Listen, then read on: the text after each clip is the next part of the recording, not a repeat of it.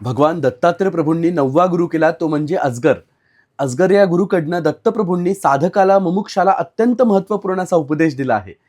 दत्तप्रभू म्हणतात की साधकाने मुमुक्षाने या जगाचं अवलोकन केलं, या जगाला बघितलं तर एक गोष्ट लक्षात येईल की प्रत्येक व्यक्ती सुख मिळवण्यासाठी दिवस रात्र धडपड करत असतो, पण इच्छा नसतानाही प्रत्येकाला दुःख मिळतं, दुःख प्राप्त होतं.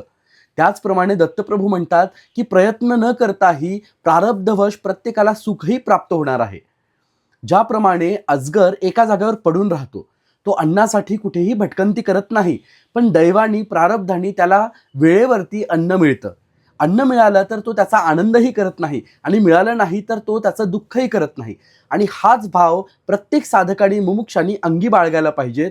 साधकांनी मुमुक्षांनी कुठेही भटकंती न करता एकाच जागेवर बसून आत्मस्वरूपावरती लक्ष केंद्रित करायला पाहिजेत.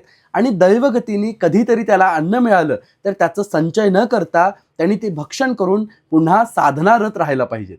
हाच भाव, हाच अभ्यास साधकांनी मुमुक्षांनी करायला पाहिजेत. आणि ही शिकवण दत्तप्रभूंनी प्रत्येक साधकाला मुमुक्षाला दिली आहे.